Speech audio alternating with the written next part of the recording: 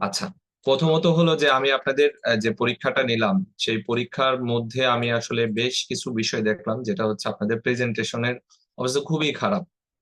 কিন্তু কয়েকটা খাতার দেখলাম যে খুবই সুন্দর প্রেজেন্টেশন, মানে খাতার রিটেনে কিন্তু প্রেজেন্টেশন ম্যাটার করে। আপনি যেই অংশের প্রশ্নের উত্তর দিবেন, তো সেই অংশটা যদি আপনি এরকম একটু হাইলাইট করে দেন, এরপরে আপনি যেই প্রশ্নটা লিখবেন, তাই না, আপনি যেই প্রশ্নটা লিখবেন সেই প্রশ্নটা যদি এরকম করে ক হোক খ হোক, হ্যাঁ, তো আপনি যদি এইভাবে করে লেখেন যে আপনি ক নাম্বার প্রশ্নের উত্তর দিচ্ছেন, একের ক বা একের খ অথবা 1 নং প্রশ্নের উত্তর দিচ্ছেন, নিচে দিয়ে আবার আপনি এখানে ক লিখলেন, তো এরপরে কি টপিক, ঠিক আছে, কোনো খাতা দেখা লাগবে না, হ্যাঁ।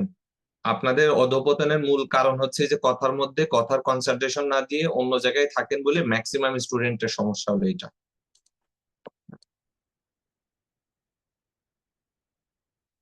তো এই যে ক নং প্রশ্নের উত্তর, তাহলে আপনি এটার পার্থক্য লিখতেছেন, তাহলে এইটা একটু হেডিং এ দিয়ে দেওয়া যায় না? দিয়ে এটার পার্থক্য লেখেন, 1 2 3 করে 5টা বা 6টা পার্থক্য লেখেন, নাম্বার কত, 4 মার্ক। তো 4 মার্কের হিসাব করে আপনি পার্থক্যটা লেখেন। এবং পার্থক্য লেখার সময় কিন্তু আমি বলেছিলাম যে একটু বুলেট করে, বুলেট পয়েন্ট করে অথবা ক খ অথবা 1 2 3 করে, তাহলে হয় কি লেখাটাও সুন্দর দেখায়, আপনার প্রেজেন্টেশনটাও ভালো হয়। এই রেস সাবজুডিস আর রেস জুডিকাটা 3টা পার্থক্য লিখতে পারেন না, মানে কি পুরা কপাল আমার। আমি অনেক খাতা দেখলাম, ঠিক আছে, যে 3টা পার্থক্য লিখতেও পারে না। টেবিল করে না, টেবিলের বাইরে যান, যাই করেন 3টা পার্থক্য লিখতে পারেন না। কি আশ্চর্য হয়ে গেলাম, হ্যাঁ। এত সহজ একটা কনসেপ্ট লিখতে পারেন না, তো যারা পারেন না দয়া করে ভালো করে খেয়াল করে পড়েন, আপনাদের পড়া হয় নাই, ঠিক আছে। আপনারা যদি এইসব টপিক লিখতে না পারেন তাহলে আর কি বলার আছে, কিছু বলার নেই আসলে। এরপরে মানে কি সহজ একটা টপিক, মানে খুব কম খাতা দেখলাম যে এই 3টা 4টা পার্থক্য লিখতে পেরেছে ঠিক মতো, কি সব লিখেছে, খাতা ভরে ফেলেছে কিন্তু কিছুই নেই। এরপরে এই জায়গায় যে এটা কনসেপ্ট দেওয়া হয়েছে, কেন সুন্দর করে এইভাবে দেওয়া যায় না, অর্ডার 9 রুল 2, এভাবে করে প্যারা করে করে লেখা যেত না? এভাবে করে দিয়ে দিয়ে নিচে দিয়ে মেন ঘটনাগুলো বলে জাস্ট এর রিলিফটা লেখা যায় না? তারপরে অর্ডার 9 রুল 3 রুল 4 রুল 5 এর কি প্রতিকার কোথায় আছে, জাস্ট একেবারে বুলেট পয়েন্ট। এত তো ইতিহাস আপনার কাছে কেউ চায় না, অঙ্কের মতো লেখা যেত না? লিখেছে, খাতা ভরে লিখেছে, কিন্তু কোথায় যে কি আছে এটা অনুবীক্ষণ যন্ত্র দিয়ে খুঁজতে হচ্ছে এক একজনের খাতার মধ্যে। কেন এইভাবে করে প্যারা করে করে লেখা যেত না? 5টা পয়েন্ট দিয়ে ওই যে যে কয়টা চাইছি এখানে দিয়ে নিচে দিয়ে জাস্ট সুন্দর করে বুলেট পয়েন্ট করে করে লেখা যেত না যে অর্ডার 9 রুল 2 তে বলা আছে যখন প্রসেস ফি বা কি বলে প্রসেস ফি না দিলে বা পোস্টাল চার্জ না দিলে তখন খারিজ হয়ে যায়, প্রতিকার আছে রুল 4-এ। আহ, এত সহজ একটা প্রশ্নের উত্তর করতে পারে না। দেখতে ভালো লাগতো না এরকম করে খাতাটা লিখলে? মনে হচ্ছে কেউ ওদেরকে জোর করে জুলুম করে নিয়ে এসে কেউ লেখাইছে, ধরে ধরে লেখাইছে। কেন এভাবে লেখা যেত না? আই ডোন্ট নো আপনাদের আসলে কি সমস্যা, জানি না আপনারা আসলে কি করবেন। এরপর ইন্টারপ্লিটার স্যুট, প্রপার স্যুট, কেন এগুলো হেডিং ইউজ করা যায় না? এগুলো সুন্দর করে হেডিং ইউজ করে লেখা যেত না? এক একজন লিখেছে এক টানে ইন্টারপ্লিটার প্রপার সব একবারে ঢুকে রেখে দিয়েছে, খুঁজে খুঁজে বের হইতে তো মাথা নষ্ট হয়ে গেছে, ঠিক আছে। কেন এখানে লেখা যায় না 2 3 লাইন করে যাই জানেন?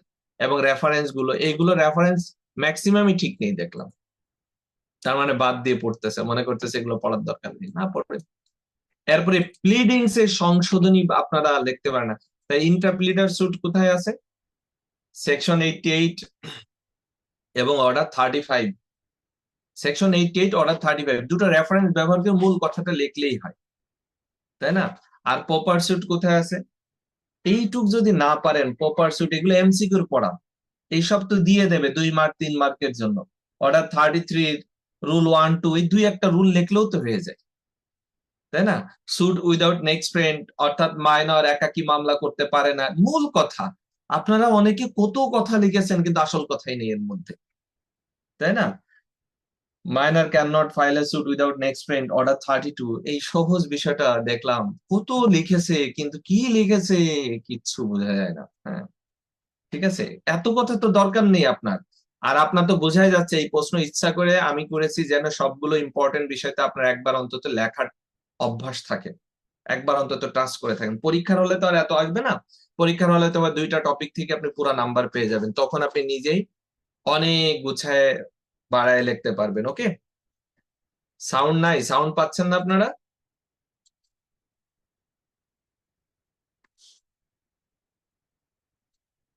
হ্যাঁ ঠিক আছে, যে পাচ্ছে না তার সমস্যা।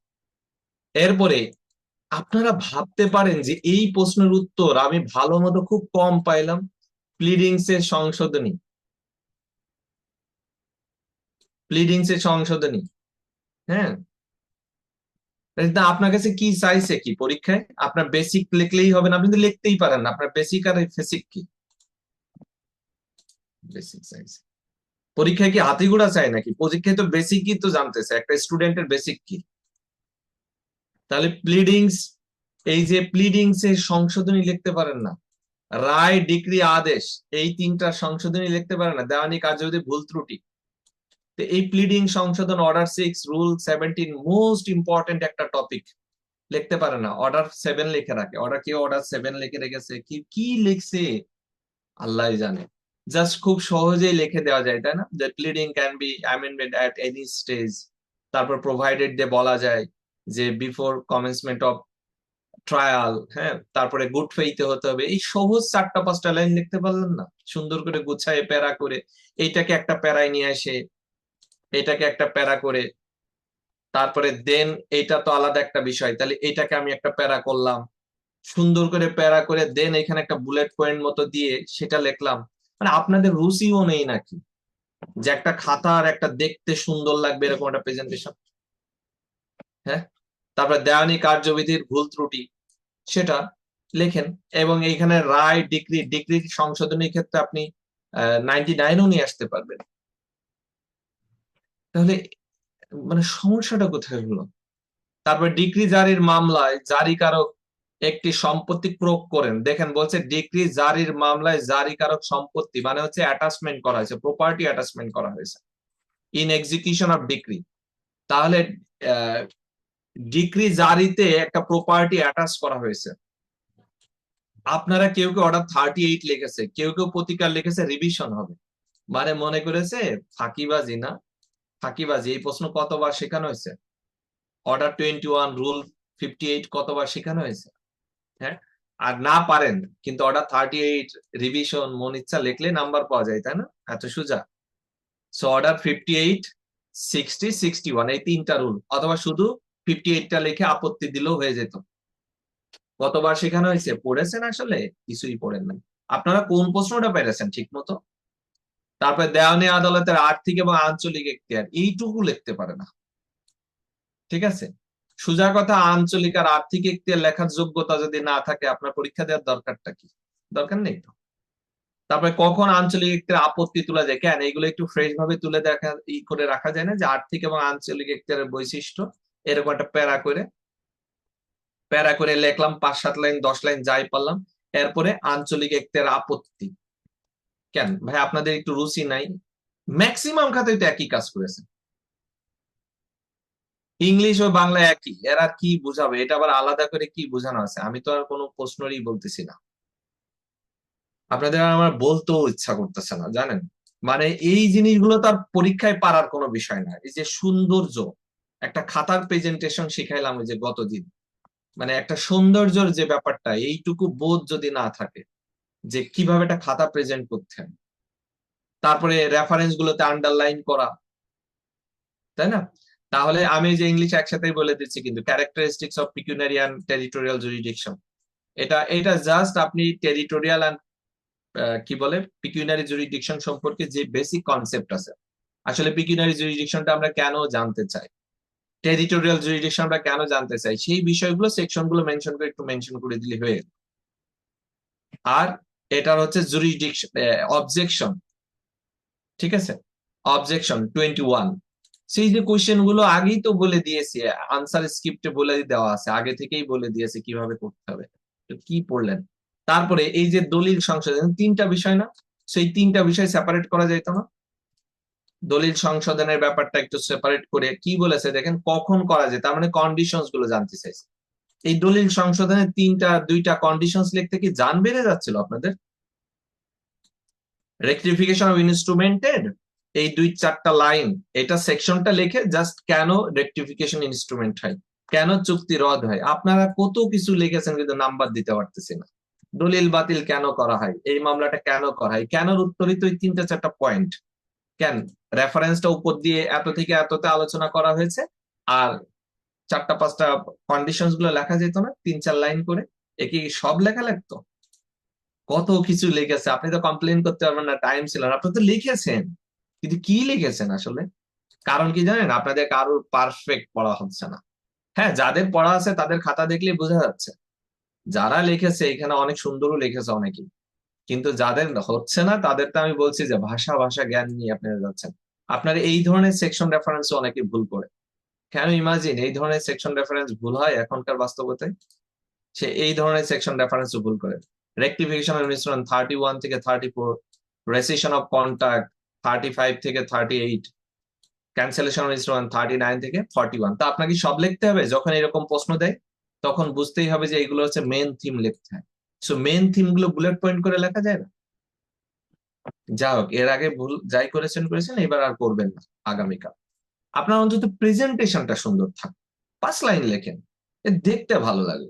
তাতে টিচার কিছুটা হলো খুশি হয়ে নাম্বার দিয়ে দেয়, কিন্তু টিচারও বিরক্ত, আপনিও করতেছেন বিরক্ত। ঠিক আছে?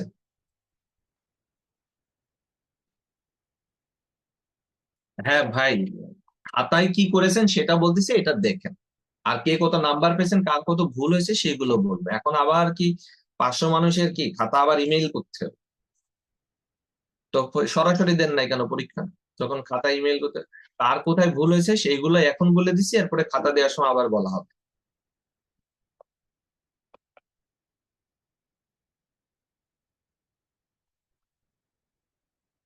আপনাদের ওই সেন্সটুকুই তো নেই, এই জন্যই তো এই যে বলতেছি, এইখানে খেয়াল করেন কি বলতেছি।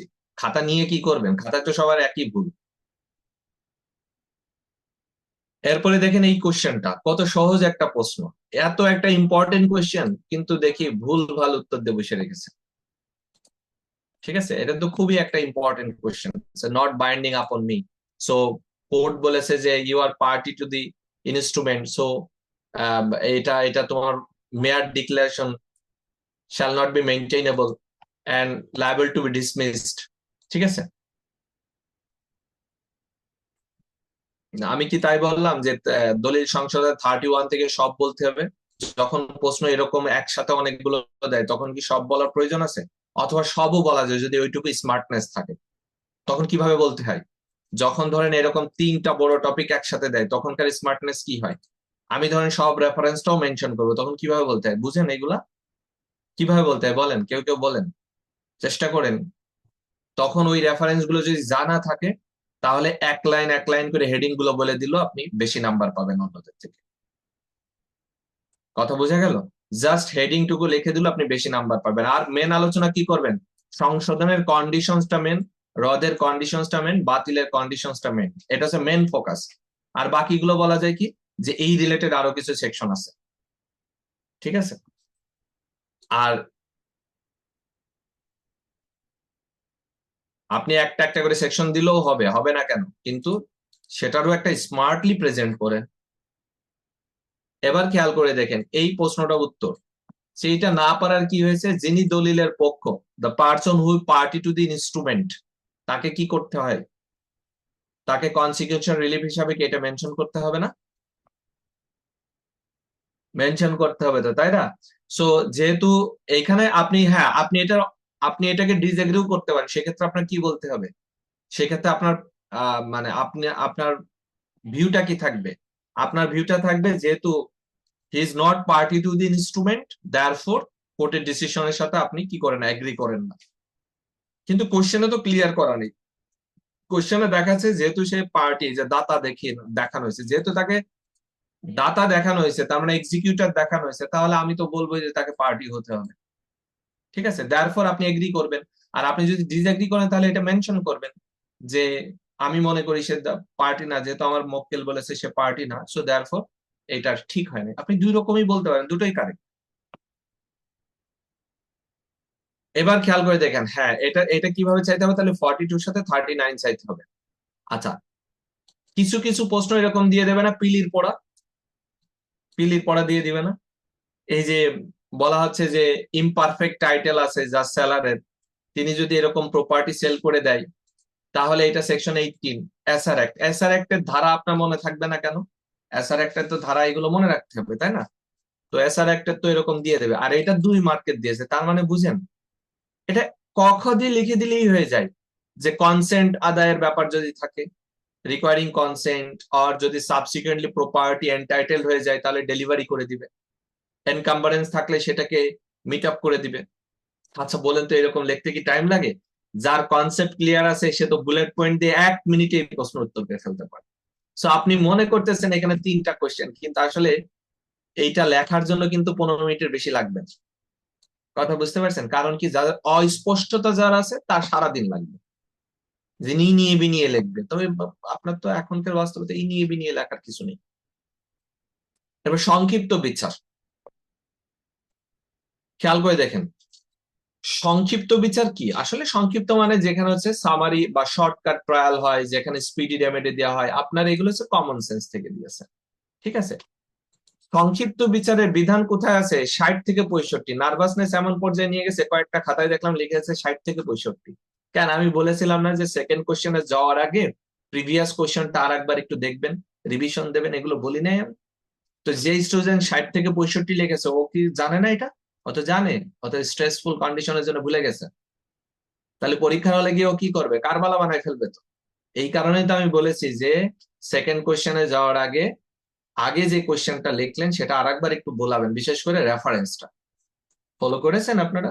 নাকি ভাবছেন পরীক্ষার হলে গিয়ে প্র্যাকটিস করেন? প্র্যাকটিসটা তো আপনার এখনই করতে হবে। এরকমই হবে, দেখবেন আপনি লিখে আসছেন, কারণ আপনার মাথায় থাকবে না। আপনি তো বলবেন যে আমি তো হেভি লিখে আসছি। তো তাহলে ফেল হলো কেন? কারণ ফেল হওয়ার যথেষ্ট কারণ আছে ভাই, আপনি পারলেই যে পাশ করুন ব্যাপারটা এরকম না। তাহলে এখানে খেয়াল করে দেখেন যে একটি মামলার সংক্ষিপ্ত বিচারের পদ্ধতি কি হবে। আপনাদের মনে আছে আমি একটা কথা বারবার বলেছিলাম আপনাদের? কি কথা বলেছিলাম বলেন তো? সামারি ট্রায়ালের ক্ষেত্রে, সামারি ট্রায়ালের ক্ষেত্রে কি বলেছিলাম? যে a trial process to be followed, বা ট্রায়াল প্রসেস কোনটা হবে?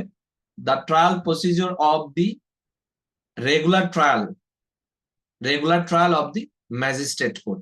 অর্থাৎ ম্যাজিস্ট্রেট কোর্টের যে রেগুলার ট্রায়াল, ওই ট্রায়ালটাই সামারি ট্রায়ালের যে কোর্ট থাকবে সে ফলো করবে।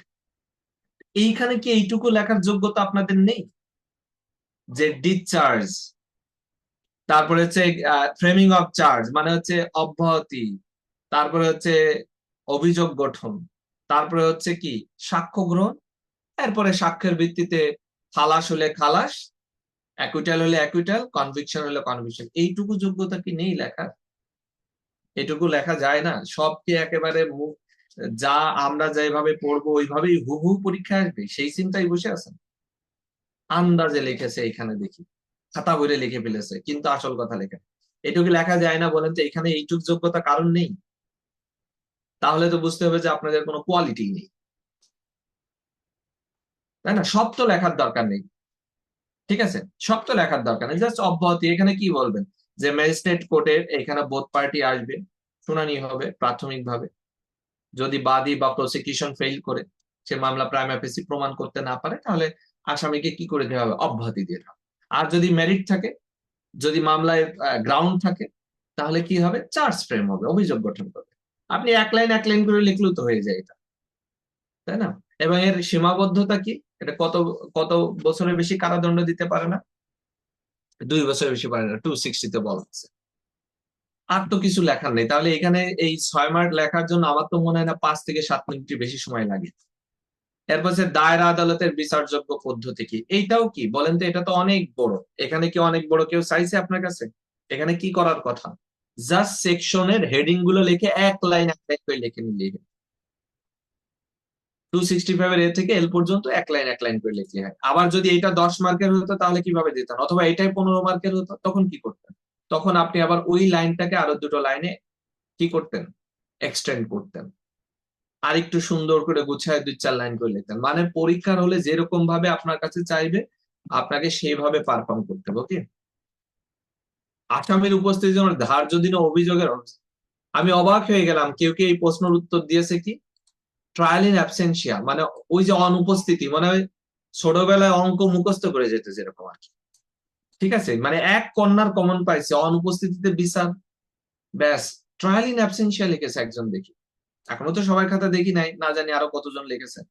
ঠিক আছে, তাহলে আসামির উপস্থিতির জন্য যদি অভিযোগকারী অনুপস্থিতির ফলাফল, তার মানে হচ্ছে কি, complainant, non appearance of complainant in CR case. CR মামলায় কমপ্লেনেন্টের অনুপস্থিতিতে কি হয় সেটা যদি আপনারা না পারেন, তাহলে আর কি বলার থাকে বলেন। খালাস 247, তাই তো? 247। তারপরে এখানে এইটুকিটু, কেন এইটা একটু এভাবে লেখা যেত না? এই যে এগুলো প্যারা করে করে দেওয়া যেত না, এইভাবে করে দেওয়া যেত না এভাবে? তারপর অভিযোগ গঠনের আগে পরে সিআর মামলা, জিআর মামলা এবং চার্জ প্রত্যাহারের পরিণতি কি? আসলে সিআর মামলা, বলেন তো, সিআর মামলা প্রত্যাহার এভাবে লিখতে পারতেন না আপনারা?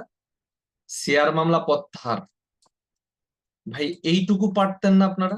এইভাবে করে একটু হেডিং দিয়ে দিয়ে লিখতে, সিআর মামলা প্রত্যাহার, জিআর মামলা প্রত্যাহার। আমি খুবই কষ্ট পেয়েছি যে এত সুন্দর করে শিখাইলাম যে বুলেট পয়েন্ট করবেন এরকম করে, একেবারে জগা খিচুড়ি, কোনটার মধ্যে সিআর আর কোনটার মধ্যে জিআর এটা খুঁজে বের করতে আমার জান বেরিয়ে গেছে। আর যারা দিয়েছেন তারা অনেকেই দিয়েছেন, তাদের তো ধন্যবাদ। কিন্তু যারা দেয় নাই ওদের কথা বলতেছি, আপনারা তো অনেকেই দিয়েছেন এবং তারা নাম্বারও বেশি পাবেন। ঠিক আছে, তাহলে জিআর মামলা প্রত্যাহারের ধারা কোনটা? জিআর মামলা প্রত্যাহারের 494। আচ্ছা, সিআর মামলা চার্জ গঠনের আগে পরে এটা নিয়ে কোনো টেনশন আছে? চার্জ গঠনের আগে পরে প্রত্যাহার নিয়ে কোনো টেনশন আছে? কোনো টেনশন নেই। তাহলে আপনি বলবেন কি, তাহলে আপনার উত্তর হবে কেমন? উত্তর হবে কেমন? 248 অনুযায়ী বলবেন কি, সিআর মামলা যখনই প্রত্যাহার করা হোক তখনই খালাস। আর জিআর মামলার ক্ষেত্রে কি আগে পরে কোনো ব্যাপার আছে? প্রসিকিউশন মামলা উইথড্র করলে অবশ্যই আছে, বিফোর চার্জ কি হবে? বিফোর চার্জ, ডিসচার্জ অব্যাহতি, আর আফটার চার্জ খালাস, অ্যাকুইটাল। এত মজার কোশ্চেন, তাও দেখলাম কতজন লিখতে পারলেন না। এখানে কোনো পাণ্ডিত্য নেই, কিচ্ছু নেই, রিল্যাক্সের একটা বিষয়, হ্যাঁ, অঙ্কের মতো নাম্বার। আর এখানে লাস্টে বলছে চার্জ প্রত্যাহারের পরিণতি, চার্জ কততে আছে? 240। এই দেখেন একজন আছে, ভাইয়া এরকম কি কোশ্চেন আসবে?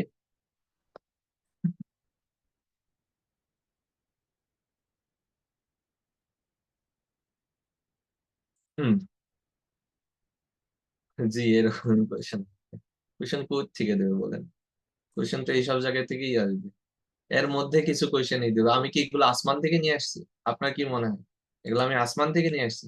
জুডিশিয়ারি বার কাউন্সিলে বিগত সালে যত কোশ্চেন আসছে এইসব টপিক টাচ করে, সেগুলো বিভিন্ন একটু টুইস্ট টুইস্ট করে দিয়েছি, তাই না? আমি তো আর আসমান থেকে নিয়ে আসবো না। আর আইন তো আমার নিজের কোনো কিছু না, তাই না? হুম। 2 দিন পরে পরীক্ষা, এখনো জানে না যে এই ধরনের প্রশ্ন পরীক্ষায় আসে, হ্যাঁ।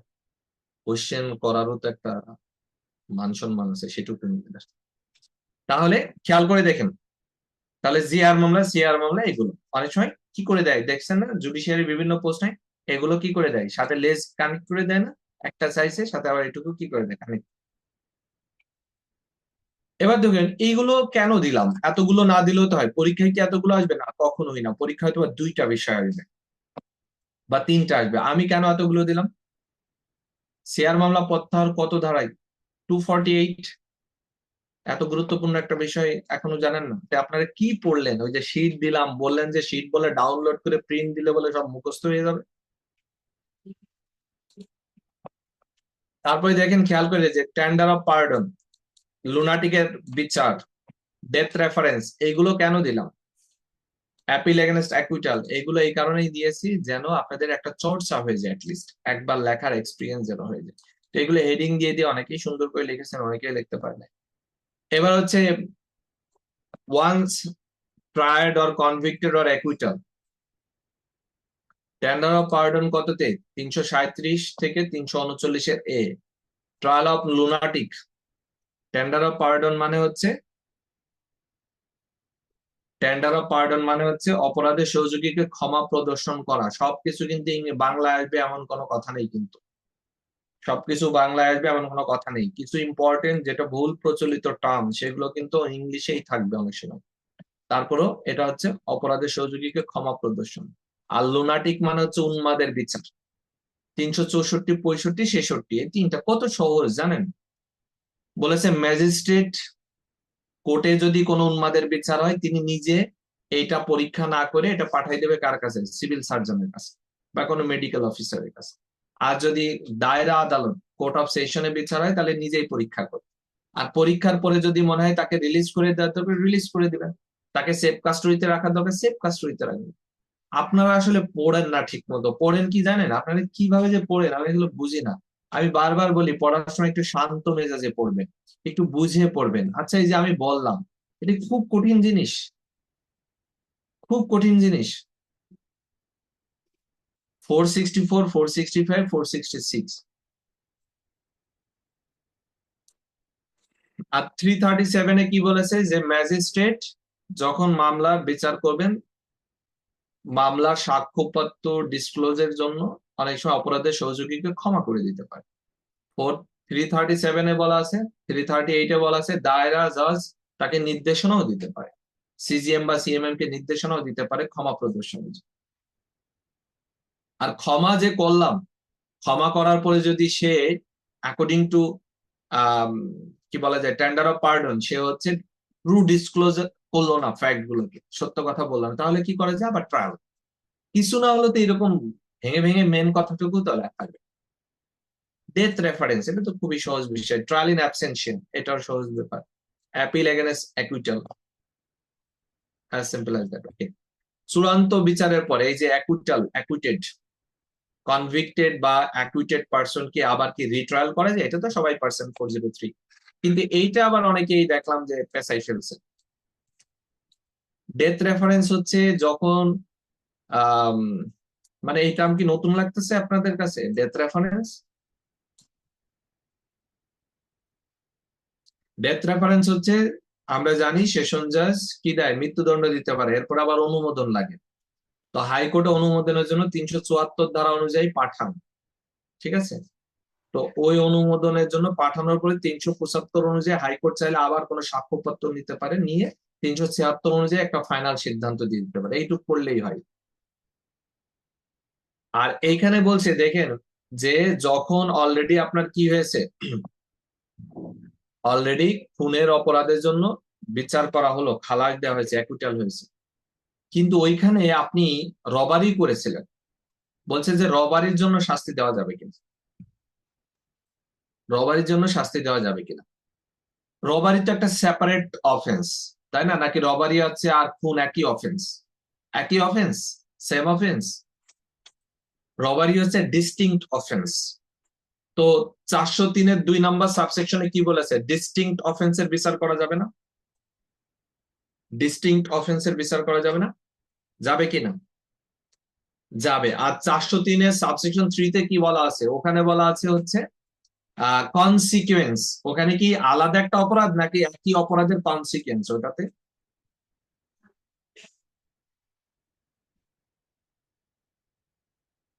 ওখানে কি আলাদা অপরাধ নাকি কনসিকুয়েন্স 3 নম্বরে সাবসেকশন 3-তে, যে গ্রিভিয়াস হার্ট করলো মারা গেল,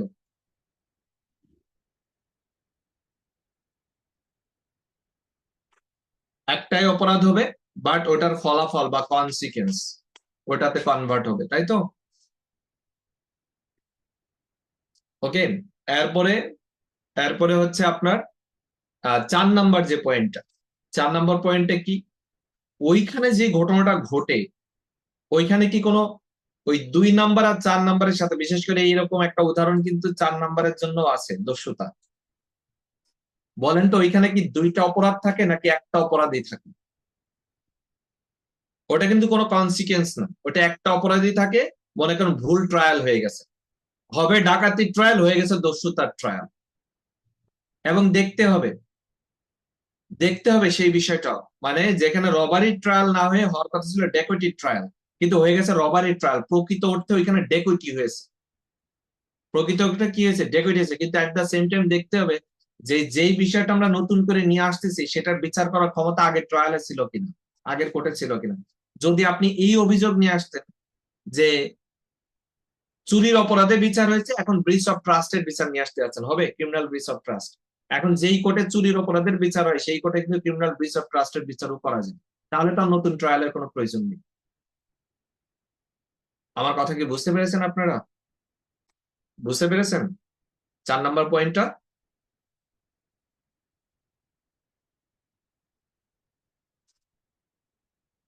237 এর মধ্যে ঢুকায়েন না, হ্যাঁ? যে পয়েন্টে আছেন ওই পয়েন্টেই।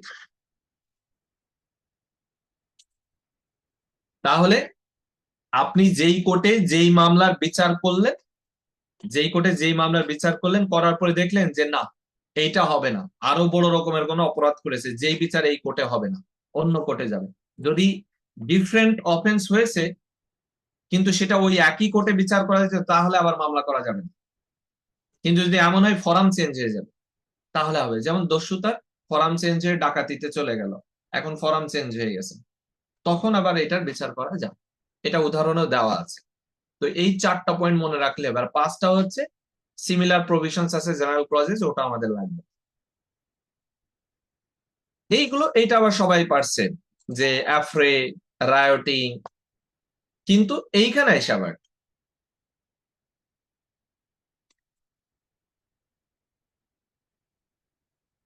এইটা একটু আবার বলবেন কোনটা?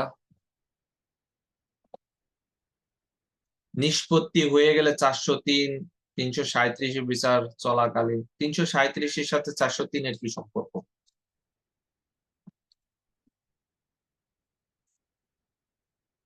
আচ্ছা, পাশে সি আবার বলবো, হ্যাঁ আবার বলে দিচ্ছি, মনে রাখবেন।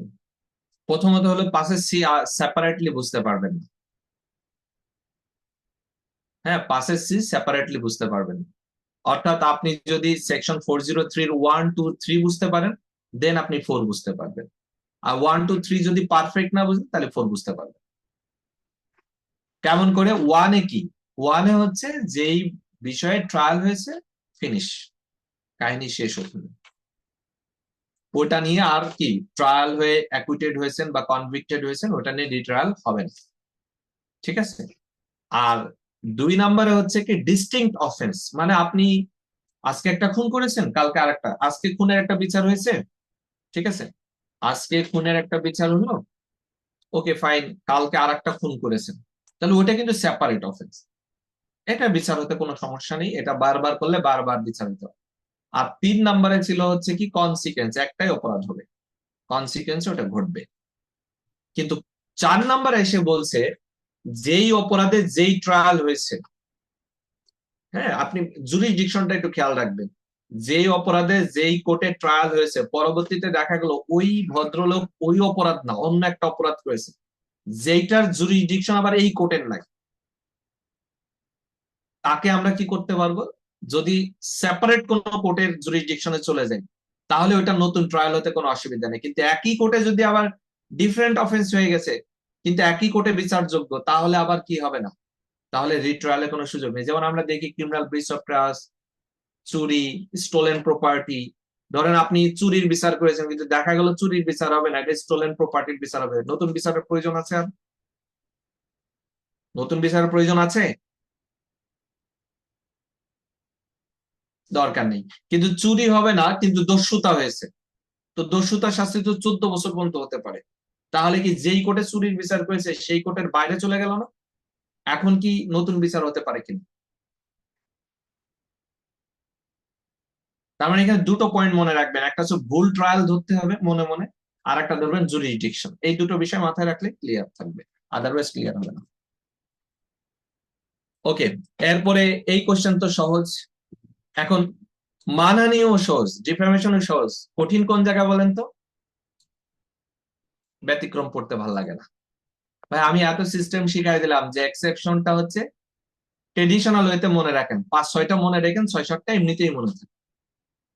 মঞ্চ নাটক, কোর্টের কোনো কার্যাবলী, পাবলিক ফাংশনের কোনো কিছু, কোন সুপ্রিয়র অথরিটির কোনো কথাবার্তা এরকম যদি একটু করে মনে রাখা যায়, একটা একটা লাইন করে করে, তাহলেই তো হয়ে যায়, তাই না? সত্যি ব্যাপার, এগুলো তো নিজেই বোঝা যায় যে ওইটা পড়ার সময়। আর আমি তো শর্টকাট করেই তো বলে দিছিলাম যে কি পয়েন্ট গুলো মনে রাখবেন, কোনটার ক্ষেত্রে কোন কি পয়েন্ট গুলো। পেনাল করে লাস্ট লেকচারে তো বলেই দিয়েছিলাম যে কোন পয়েন্টটা মনে রাখতে হবে, ঠিক আছে? 10টা না হোক, 5-6টা তো ইজিলি হয়। সিরিয়ালে লেখার কি দরকার? এত বড় হয়েছেন এইটুকু বুঝেন না যে এই সমস্ত ব্যতিক্রম, এই সমস্ত 12-13টা 15টা পয়েন্ট থাকলে সেইখানে হচ্ছে এত সিরিয়াল লাগে না। ঠিক আছে, সবকিছু তো শিখে নেবেন না, এগুলো নিজের থেকেও কিছু বোঝা শিখবেন। এবার আসেন এ বি কে দেওয়ানি মামলায় বা সিভিল কেসের ব্যাপারে। মানে সে বললো যে তুমি সিভিল কেস করতে পারবে না, যদি করো তাহলে ঘর পুড়িয়ে দেওয়ার হুমকি, মানে থ্রেট করেছে। ঠিক আছে, নিয়মটা 10টাই লিখবেন, না পারলে কি করবেন, না পারলে যে কয়টা পারেন ওই কয়টা তো অন্তত লিখবেন। 5-6টা 7টা যে কয়টা পারা যায় সেই কয়টা তো লিখতে হবে। তাহলে এখানে এখানে কি মামলা হবে? বলছে এইখানে দেখেন কোন ট্রানজেকশন হয়েছে? এখানে জাস্ট থ্রেট করেছে। জাস্ট থ্রেট করলে কি করতে হয়?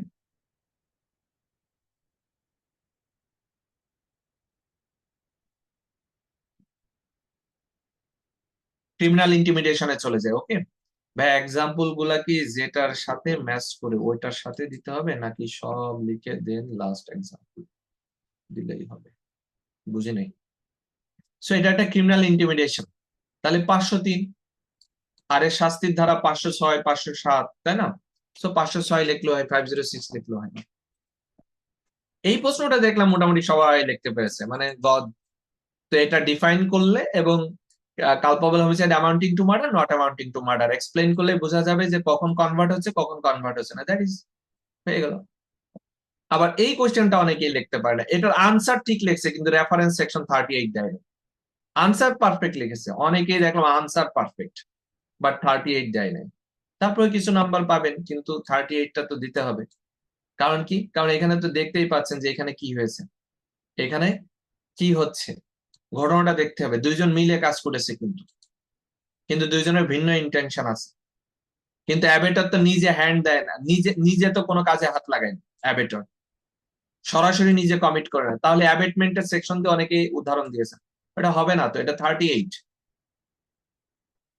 ডাইং ডিক্লারেশন অনেকেই পারছেন, এটা নিয়ে অত এক্সপ্লেনেশনের কিছু নেই। এইটাও পারছেন, হিয়ার্স এভিডেন্স, সহজ বিষয়। কিন্তু এইটাও দেখলাম অনেক ভালো পারছেন অনেকে। অর্থাৎ এটা একটা ভালো দিক এভিডেন্স অ্যাক্টের, যে এই কনসেপ্টটা দেখলাম মোটামুটি যারাই লেখছে সবাই পারছে। ঠিক আছে, শুধু 38 দেবেন কেন? এখানে ওর শাস্তি কোথায় আসে সেটা নিরূপণ করবেন না? আপনি জেড এর শাস্তি কিভাবে দেবেন? জেড এর শাস্তি কিভাবে দিবেন? জেড এর শাস্তি দেবেন কেন? এই প্রশ্ন ব্যাখ্যা করা হয় নাই ক্লাসে? এই প্রশ্ন ব্যাখ্যা করা হয় নাই? একবার হয়েছে নাকি একাধিকবার হয়েছে?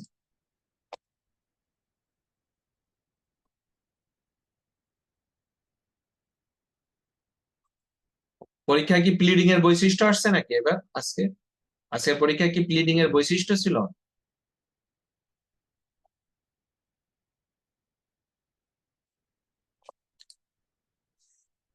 এটা আবার ব্যাখ্যা করতে হবে এখন।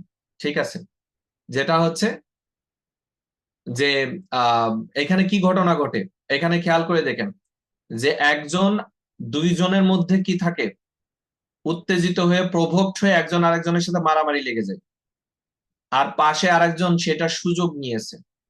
তো উত্তেজিত হয়ে প্রভোক্ট হয়ে যদি একজন আরেকজনের মারামারি করে মেরে ফেলাফেলি হয়, তাহলে যিনি মেরে ফেললেন তাকে কোন ধারায় নেবেন? কেউ যদি প্রভোক্ট হয়ে এইভাবে যদি কাউকে মেরে ফেলে, তো এখনো যদি এই স্টেজে এসে আবার এইসব বিষয় শিখতে হয়, তাহলে আর কি বলার আছে? কিছু বলার। তাহলে এটা হচ্ছে ব্যতিক্রম, একে চলে যাবে 304। কিন্তু কেউ যদি আপনার এই আবেগের সুযোগ নেয়, উত্তেজনার সুযোগ নেয়, নিয়ে যদি আপনার হাতে কোনো আর্মস তুলে দেয়, ওকে আপনি কিসে ফেলবেন? ও একেবারে অন স্পটে থেকে যদি আপনাকে এইভাবে তুলে দেয়, তার মানে এটা এটা একটা কি, ও কিন্তু একই সাথে কঅপারেশন করতেছে এবং একই সাথে অন দ্য ফিল্ডে আছে। কিন্তু ওর যিনি মেইন কালপিট, প্রিন্সিপাল অফেন্ডার এবং আপনার দুজনের ইন্টেনশন কিন্তু সেম না। সো এটা অ্যাবেটমেন্টের ক্রাইটেরিয়াতেও ফেলা যায় না, এটা কমন ইন্টেনশনের ক্রাইটেরিয়াতেও ফেলা যায় না, এটা একটা সেপারেট সিচুয়েশন যেটা কিনা 38 কভার করে। বুঝা গেল? তাহলে ওকে আমরা ধরবো হচ্ছে 302/38। ওকে, আচ্ছা। আর সেকশন, এই যে মানহানি, 10টা ব্যতিক্রমের উদাহরণ কি দেওয়ার দরকার আছে বলেন তো? আপনাদের কমন সেন্স কি মনে হয়, পরীক্ষায় কি শুধু মানহানি আর ব্যতিক্রম দিয়ে 15 মার্ক আসবে? কখনোই আসবে না। এই ধরনের প্রশ্ন কেন করেন আপনারা বারবার? একটু সাহস নিয়ে আসেন ভিতরে, এত দুর্বল ভাইবেন না নিজেদের।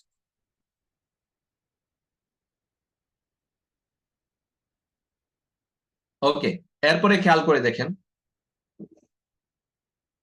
এটা তো জানেন, এই যে দলিলের সংজ্ঞা, ডকুমেন্টের ডেফিনেশন কোথায় আছে বলেন তো? Section 3 of the evidence act বলছে অ্যাটাস্টেড ডকুমেন্ট যেটা, সেটা প্রুফ অফ অ্যাটাস্টেড ডকুমেন্ট, অর্থাৎ যেটা হচ্ছে প্রত্যায়িত বা সত্যায়িত দলিল প্রমাণ। কোথায় আছে এটা? সেকশন কত? 68। 68। আর যদি নট ফাউন্ড হয়, বলছে অ্যাটাস্টিং উইটনেস নট ফাউন্ড, খুঁজে পাওয়া না যায়, তাহলে 69। আর 67-এ বলা আছে কোন একটা ডকুমেন্ট কোর্টের সামনে প্রডিউস করলো, ইট শাল not be considered as evidence, তাই না? কোন একটা দলিল আপনি হাজির করলেন, হাজির করলে কি এটা দলিলের স্ট্যাটাস, মানে সাক্ষীর সাক্ষ্য, এভিডেন্সিয়ারি ভ্যালু পেয়ে যাবে? পাবে না। আপনার কোন একটা দলিল নিয়ে কোনো কথা উঠেছে, কোয়েশ্চেন অ্যারাইজ করেছে, আপনি কোর্টে সাবমিট করলে হয়ে যাবে? It's common sense. হবে না তো।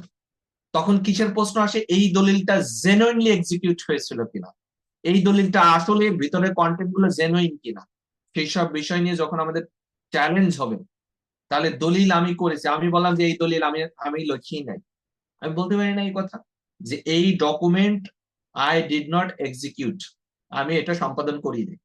এখন যখনই আমি এই প্রশ্ন করতেই পারি, তাহলে প্রশ্ন আসবে যে আমার কে এইটার সত্যতা নির্ধারণ করতে পারে? দলিলে সাক্ষী দিতে হয় জানেন তো, এটার জন্য তার আইন পড়ার প্রয়োজন নেই, গ্রাম বাংলায় গিয়েও যদি জিজ্ঞেস করেন, ঠিক আছে, গ্রাম বাংলায় গিয়েও যদি জিজ্ঞেস করেন, তাহলে কি হবে শুনেন? 4 ঘন্টায় এই প্রশ্ন লেখা যায় না, এটা আপনার থেকে 2000% সেন্স আমার মধ্যে আছে, হ্যাঁ। কিন্তু আপনার যে সেন্সটা নেই সেটা হচ্ছে কি, এই যে আমি যে কথাগুলো বলছি এগুলো বোঝার শক্তি আপনার নেই। এই প্রশ্ন আমি কেন দিয়েছি, এতক্ষণ আমি কি ব্রিফ করলাম শুরুতে?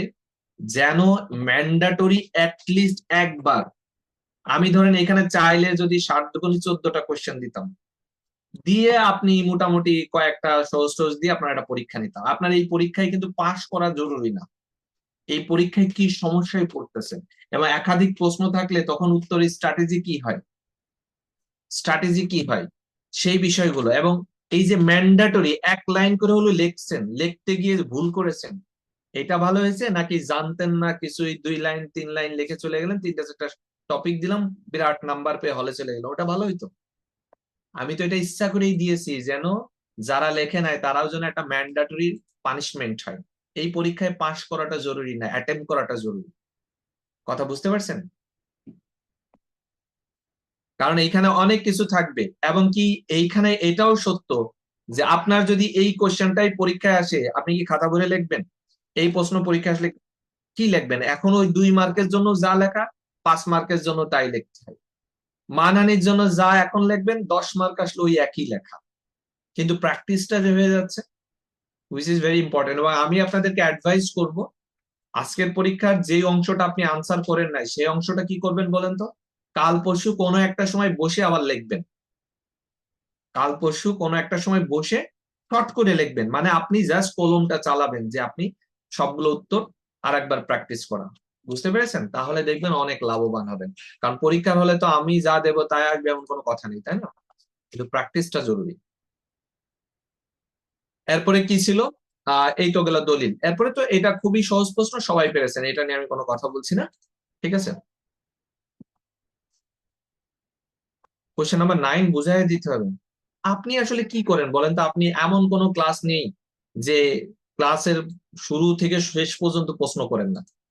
আপনি এই প্রশ্ন পারেন না কেন? হ্যাঁ, এই 9 ইয়ার্স সব থেকে সহজ প্রশ্ন ছিল এখানে, তাই না? মানে সব থেকে যদি এই পরীক্ষায় সব থেকে ইজি প্রশ্ন থাকে তাহলে এইটা।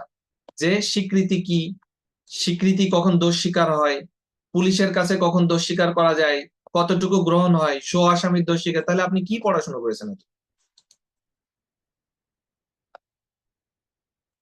তাহলে এই প্রশ্ন আসলে কি লিখবেন? স্বীকৃতি কি, একেবারে 15 ধারা। ঠিক আছে, 15 ধারা, এক, কি বলে, 17 ধারা, যেটা এভিডেন্স অ্যাক্টের 17 তারপরে 17-এ কি বলা আছে, কখন দোষ স্বীকার হবে, যখন অপরাধ স্বীকার করবে, এগুলো উদাহরণ দিয়ে ব্যাখ্যা করে লিখতে হয়। তারপর পুলিশের কাছে 25, 26, 27 মিলিয়ে লিখতে হয়। আর সহযোগী অপরাধীর একমাত্র ভিত্তি হতে পারে কিনা বলেন তো, এটা কোন সেকশন আসবে, মেজর সেকশন কোনটা হবে, এটা কে বলতে পারে? মেজর সেকশন, অভিযুক্ত ব্যক্তির দোষ স্বীকার, খেয়াল করে দেখেন, মানে কো একুইস্টের confession statement at the same trial, under the same trial, same ট্রায়ালে যদি এরকম করে, তাহলে সেটার মেজর সেকশন 30। মেজর সেকশন কোনটা? 30। আর এর এভিডেন্সিয়ালি ভ্যালুটাকে যদি আপনি ইভালুয়েট করতে চান as witness, testimony of co-accused, testimony of co-accused যখন আসবে, তখন সেটা কি? 133 and 114, ইলাস্ট্রেশন বি। হ্যাঁ, 24 আসবে না কেন? যদি এই যে এখানে নিয়ে আসতে চান 24, কোনগুলোকে স্বীকারোক্তি বলে, দোষ স্বীকার বলে, 24 নিয়ে আসতে পারেন, ইচ্ছা আপনার, যদি বুঝাই দিতে পারেন। এবার বুঝেছেন? অর্থাৎ একজন সহযোগী অপরাধীর টেস্টিমনি, সেটার ভ্যালু কি, সেটা আমলে নেওয়া যায় কিনা, এর বিশ্বাসযোগ্যতা কি, সেই প্রশ্ন যখন করে, তখন সাধারণত মেজর সেকশন হয়েছে 133 and 114 এর ইলাস্ট্রেশন বি।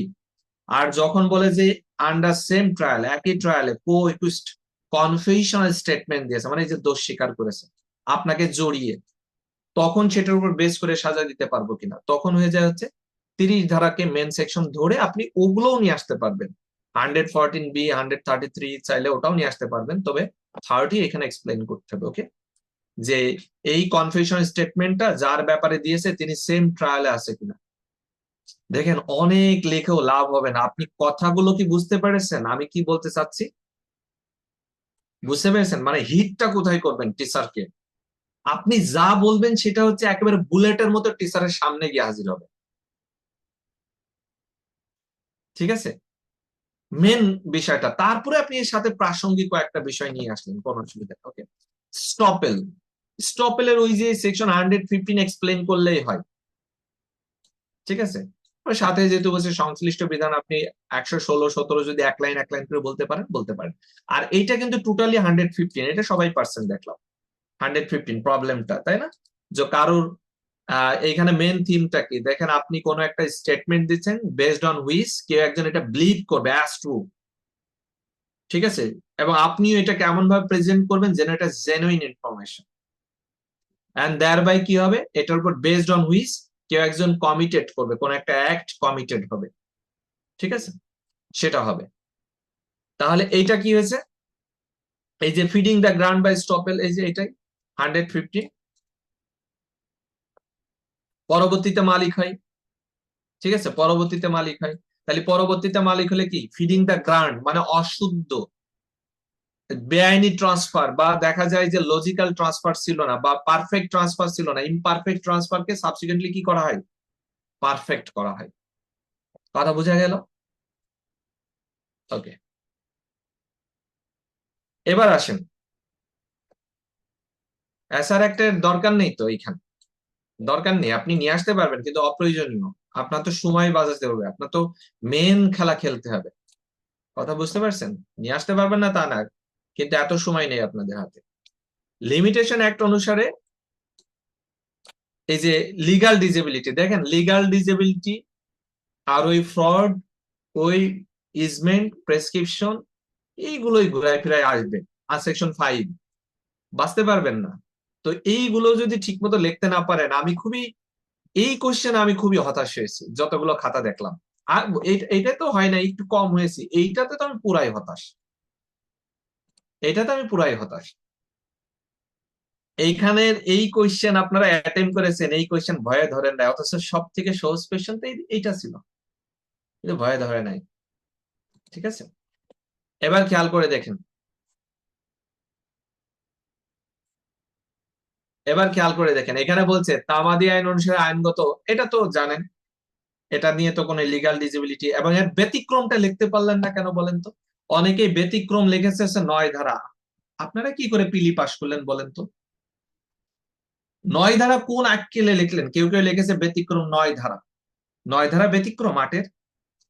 সেকশন 8 তো বলেই দিয়েছে, আবার 6 এর ক্ষেত্রে 8 তো বলেই দিয়েছে যে আমি হচ্ছে এক্সেপশন।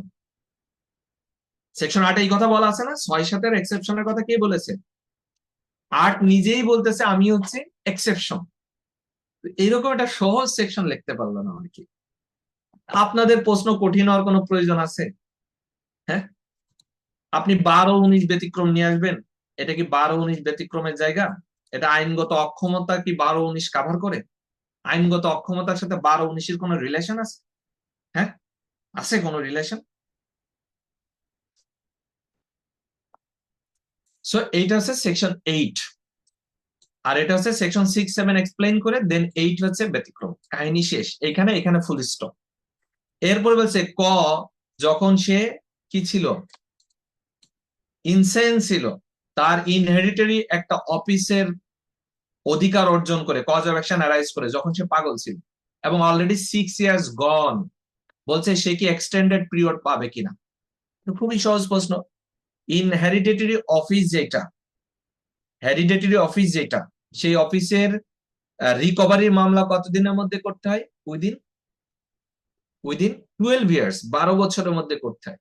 তা অলরেডি কত বছর গন? 6 ইয়ার্স। অনেকেই ব্যাখ্যা করে তাকে 3 বছর দিয়েছে খুশি হয়ে। আরে, ও তো আছেই অলরেডি 6 ইয়ার্স। আপনি কেন খুশি হয়ে তার 3 বছর দিয়ে তার উপকার করলেন নাকি ধ্বংস করলেন? নিজেরও ধ্বংস করলেন, ওরও ধ্বংস করলেন।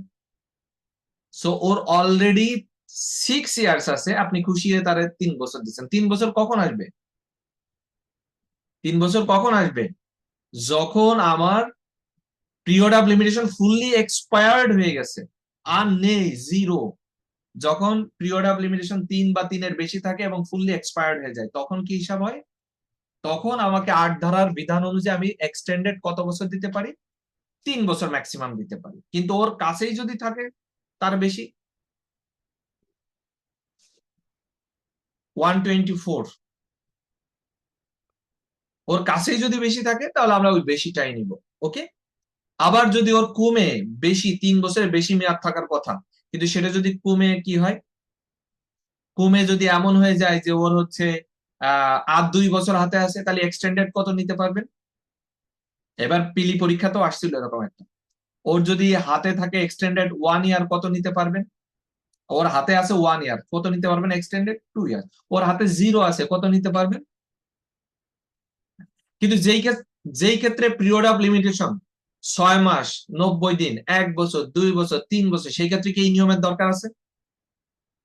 সেক্ষেত্রে এই নিয়মের দরকার আছে? কোনো দরকার নেই। সেক্ষেত্রে কত পাবে বলেন তো? 6 মাস থাকলে 6 মাস, 1 বছর থাকলে 1 বছর, 3 বছর থাকলে 3 বছর, এর থেকে সহজ বিষয় আর নেই। ওকে। এবার এখন আপনাদের কাছে মনে হতে পারে, ভাইয়া এতগুলো কোয়েশ্চেন কেন দিলেন? এটা তো অমানবিক কথা হয়েছে। মোটেও না। দেখেন, যখন এইরকম প্রশ্ন দিয়েছি, আপনার উচিত কি ছিল জানেন? উত্তর লিখে জাস্ট রেফারেন্সটা দিয়ে লেখা উচিত ছিল এখানে সে এক্সটেন্ডেড তামাদি পাবে না, উত্তর শেষ। এটাও কারণ এত টাইম নেই, যেহেতু বেশি প্রশ্ন। আর আপনার পরীক্ষা আসলে এত থাকবে না, হয়তো বা 2টা থাকবে। তখন আপনি ইস্যু, বিচার্য বিষয়, ওইগুলোর জন্য তো মুখস্থ করার দরকার আছে নাকি? নাকি প্র্যাকটিসের দরকার আছে? ওইগুলো তো আপনি ইনস্ট্যান্ট ফেস করবেন ওইগুলো। তাহলে এই কোশ্চেনের কি দরকার ছিল? জাস্ট ফ্যাক্টটা বুঝে উত্তরটা লিখে দিলে হতো। তামাদি বাড়িতো নাকি বাড়িতো না? বলেন, জারি মামলার তামাদি কত দিনের মধ্যে করতে হয়? জারি মামলার প্রথম দরখাস্ত কত দিনের মধ্যে করতে হয়? 3 বছর। তাহলে তার প্রথম ডিগ্রি প্রস্তুত হয়েছে কত সালে? 2020 সালের 10/9। তারপরে তিনি এটাকে প্রতিফলন না ঘটায় এত তারিখ, আচ্ছা ডিগ্রি দেয় এত তারিখ, প্রস্তুত হয় এত তারিখে। আর প্রতিফলন না ঘটায় তিনি ডিগ্রি সংশোধনের জন্য আবেদন করেন। সংশোধন শেষে দেয় কবে? এত তারিখে সংশোধিত হয়। এখন ডিগ্রি জারি মামলাটি দায়ের করেছে এত তারিখ, এটা কি লাস্ট ডেট না? লাস্ট ডেট তার হিসাব অনুযায়ী কিসে লাস্ট ডেট? তা লাস্ট ডেটে মামলা করা যায় না? প্রথম দরখাস্ত 3 বছরের মধ্যে করা যায়, লাস্ট ডেটে মামলা করা যায় না? করা যায়। সো কি বাড়িতে হবে নাকি সে এটা অ্যালাউ হবে? এখন আপনারা যদি এই তারিখ থেকে ধরেন তাহলে কিন্তু তার তারিখ আর নেই। এই তারিখ থেকে ধরলে কিন্তু আমরা ধরবো কবে? এই তারিখ থেকে। কেন এই তারিখ থেকে ধরবো? নিয়ম কি? কেন ধরবো? কারণ আমার তো সংশোধিত হয়েছে, তাই না? আমার তো সংশোধিত হয়েছে। ওকে, সো এইটুকুই হিসাব, আর কোনো প্যাচ নেই এখানে। ওকে,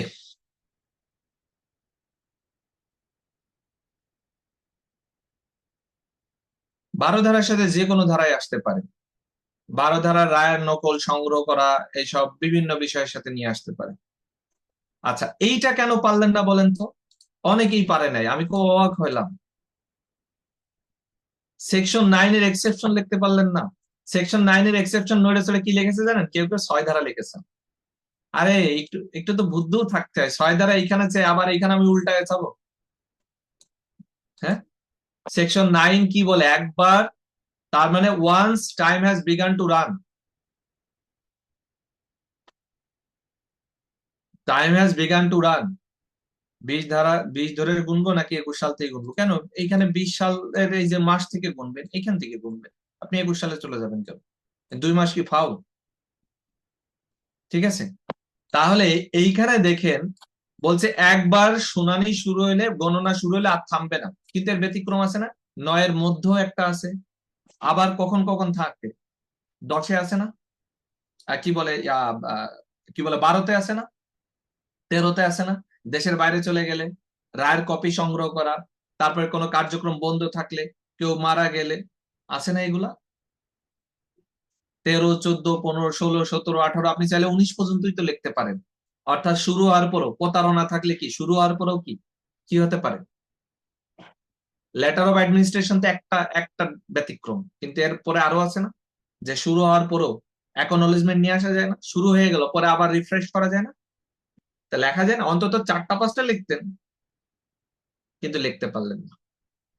আর এইটা তো অনেকেই মনে করেছে বাদ দিয়ে যাবে, এটা বাদ দিয়ে যাবে। তো এটা কি বাদ দিয়ে যাওয়ার টপিক বলেন তো? 29 ধারা অ্যাকচুয়ালি তামাদি আইনে কোনো কিছু বাদ দিয়ে যাওয়ার টপিক? সেকশন গুলো অন্তত। এবার এইটা এইটা অবশ্য অনেকেই মুখস্থ করে ফেলছে, যেটা দেখলাম। বার কাউন্সিল অর্ডার মোটামুটি সবাই পারছে, কিন্তু কেউ কেউ এই আর্টিকেলটা মনে নেই, অনেক লিখেছে। বার কাউন্সিলে কোনো প্রবলেম নেই, যেটা দেখলাম মোটামুটি সবার মুখস্থ আছে, কারণ এখানে তো রিপিট কোয়েশ্চেন হয়। এটা এটা হচ্ছে আর্টিকেল 41। আর্টিকেল 41। আচ্ছা, আপনারা খারাপ করেছেন এটা কিন্তু কোনো সমস্যা না, ঠিক আছে? আপনারা খারাপ করেছেন এটা কোনো সমস্যা না, কিন্তু আপনারা আজকেও যারা এই যে শুনলো না কথাগুলো, এটাই কিন্তু একটা সমস্যা। হয়তোবা রেকর্ডেড শুনবে বা কেউ শুনবে না, কেউ শোনা প্রয়োজন মনে করবে, কেউ প্রয়োজন মনে করবে না, ওইটাই খারাপ লাগে। কারণ কি দেখেন, প্রশ্ন কিন্তু এখন দেখে মনে হচ্ছে না এই প্রশ্নগুলো সব পারবেন। পরীক্ষায় দেখবেন, বাসায় এসে যখন করবেন তখন দেখবেন সব পারবেন। কথা বুঝছেন? কিন্তু মুশকিলটা হচ্ছে যে আপনি প্রেজেন্টেশন কালকে থেকে কি খাতায় প্রেজেন্টেশনটা ঠিক মতো করবেন? দেখবেন ভেঙে ভেঙে কি কি প্রশ্ন চাইছে, এই যে সংক্ষিপ্ত বিচার, এইটুকু একটু সেপারেট করে, পদ্ধতি কি ছোট ছোট করে, ঠিক আছে?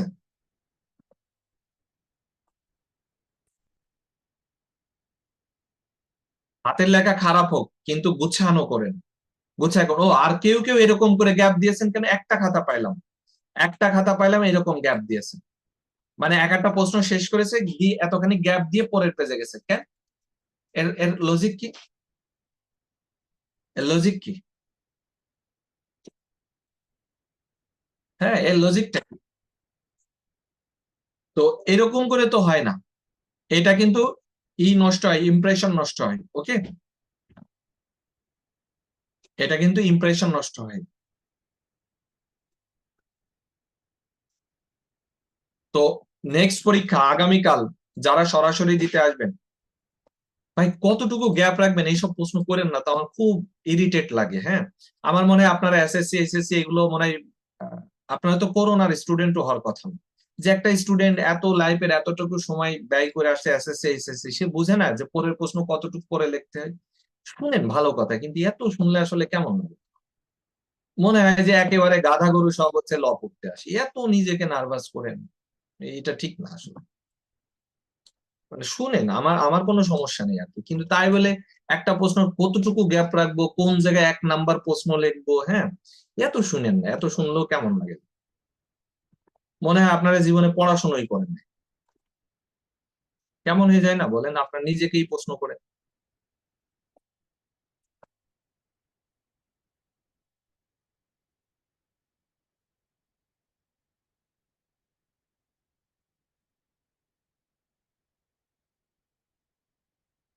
টাইম লোকেশন দেওয়া আছে তো, এখন আবার নতুন করে কি টাইম লোকেশন দিব?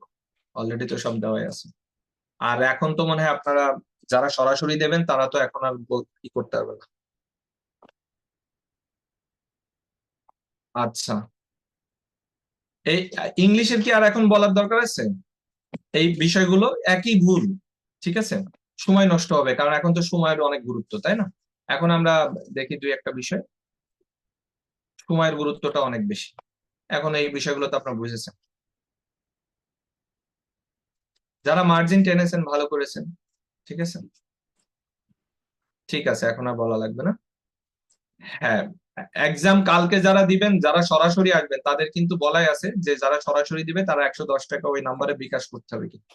তাছাড়া কিন্তু আমরা তো আর প্রশ্ন ওইভাবে তৈরি করতে পারবো না, ঠিক আছে। আর 3 ইঞ্চি 2 ইঞ্চি যা হয়েছে আপনারা দয়া করে ওটা আবার একটু দেখেন, ঠিক আছে। আর আপনাদের যারা অনলাইনে দেবেন, আগামীকালকে পরীক্ষাটা কিন্তু 11টার সময় রাখা হয়েছে, ওকে।